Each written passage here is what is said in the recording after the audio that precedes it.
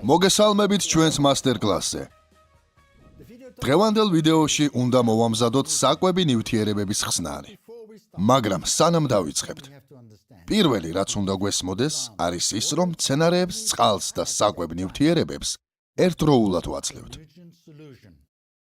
ამას საკვები ნივთიერებების ნაზავის საშუალებით ვაკეთებთ. მოდით ეს ნაზავი მოვამზადოთ. ხსნარის მოსამზადებლად გვაქვს ორი ვარიანტი. პირველი ვარიანტი არის ახალი ხსნარის მომზადება ყოველდღიურად. ეს გვიწევს მაშინ, როცა ვიყენებთ ნატურალურ პროდუქტებს, როგორიცაა ბიოკანა, მაგრამ თუ გსურთ მოიმარაგოთ ხსნარი, რომელსაც გამოიყენებთ მთელი კვირის განმავლობაში, ამისთვის შეგიძლიათ გამოიყენოთ ნებისმიერი მინერალური სასუქი. შესაბამისად, პირველი რაც ჩვენ უნდა გადავწყვიტოთ არის, რა რაოდენობის ნაზავს ვამზადებთ. ამ შემთხვევაში მე გადავწყვიტე 5 ლიტრი ხსნარის მომზადება. ამიტომ ჭურჭელში წყალი ჩავასხი ზუსტად 5 ლიტრიან ნიშნულამდე. ამის შემდეგ ვამოწმებთ ელექტროგამტარიანობის მაჩვენებელს, რაშიც ისის საზომი დაგვჭირდება. თუ ისის მაჩვენებელი ზუსტად იგივეა, რაც გასულ კვირას, თქვენ უკვე მიხვდებოდით, რომ წყალმომარაგების კომპანიიდან კვლავ იგივე წყალი მოგეწოდებათ.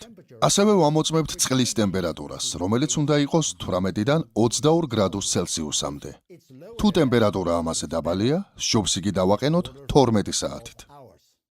ასევე, თუ წყალში ქლორის სუნი იგრძნობა, ჩვენ უნდა მოვახდინოთ